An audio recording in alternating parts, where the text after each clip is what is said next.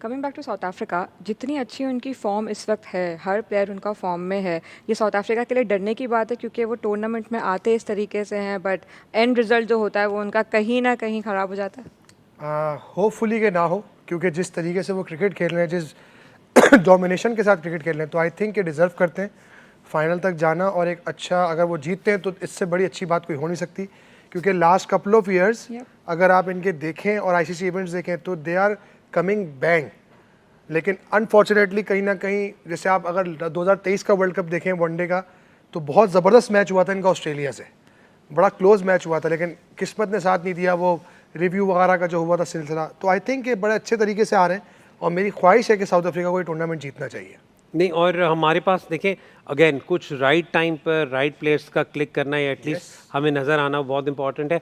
हाइंड्रिक Klaasen का मैं personally बहुत बड़ा फ़ैन हूँ। हाइंड्रिक क्लासन की जो आज इनिंग्स थी हमारे पास, उस पर भी एक पैकेज आपके लिए बना हुआ है, क्योंकि उसमें आपको पता चलता है कि वो बिल्कुल एफर्टलेसली खेलते हैं। और ये सलमान, हम थ्रू आउट बात करते हैं कि लगता है he has all the time in the world, he is playing bowlers और बॉलिंग 142 प्लस। देखें, और सबसे बड़ी बात है कि मिनिमम रिस्क इन्वॉल्व है during all that good strike rate. Just look at the flow, और आप देखें कि इज़ नॉट हरिड, ये पूरी एग्जैक्ट स्टिल हेड है और आर्म से एक्सटेंशन है, परफेक्ट पोस्चर जो है ना उसका शॉट खेलते हैं। ये देखिए ऑन दी अप, ये कहीं से भी बैट बॉल नहीं था। ये देखिए, ये क्लासी शॉट्स हैं, मतलब इस पे जो कुछ प्लेयर हैं उनके लिए डॉट बॉल्स होंगे।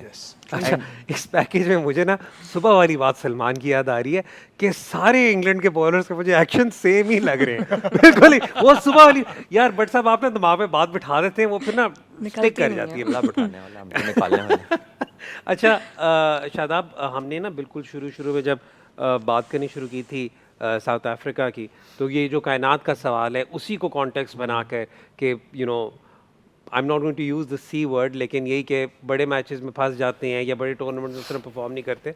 तो हमने इस ग्रुप के की ख़ास बात ये की थी कि जो ये वाली इनकी जनरेशन है वो अपनी लीग्स में और अपनी दूसरे कॉम्पिटिशन में इतने बड़े बड़े मैचेस खेल चुके हुए हैं कि उनके वो एक विनिंग मेंटालिटी के साथ उन्हें एटलीस्ट पता है। तो मतलब मैं ये भी कहूँगा कि 2024 वाला वर्ल्ड कप भी बेशक उसमें रन बॉल इवेंचुअली रह गया था, उसके बावजूद आई थिंक दिस जनरेशन, अगर किसी ने वो साउथ अफ्रीका का वुडू तोड़ना है तो वो यही जनरेशन है। ऐसा ही है, क्योंकि अगर आप देखें पिछले 2-3 साल से, वो चाहे मेंस क्रिकेट हो या वुमेंस क्रिकेट हो, ये सेमीफाइनल या फाइनल खेल रहे हैं, तो मोस्टली मेंस क्रिकेट हमने यही देखा था हमेशा से कि सेमीफाइनल से फाइनल तक नहीं जा रहे थे। तो वो वाला भी एक बैरियर तो ख़त्म हो गया कि जो लास्ट वर्ल्ड कप हुआ था फाइनल में ओबियसली बहुत अच्छा खेल रहे थे, रना बॉल था, चेज़ नहीं हो सका।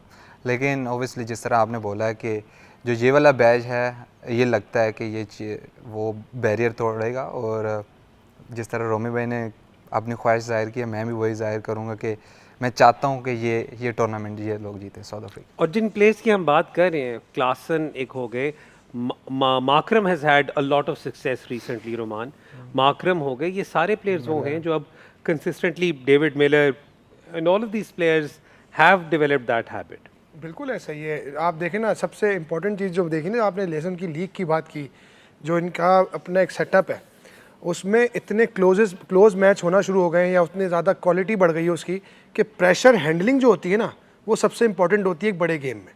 तो आई थिंक कि वो चीज़ नज़र आना शुरू हो गई है कि ये बड़े क्रूशल मूवमेंट पे प्रेशर को हैंडल कर सकते हैं और कर रहे हैं।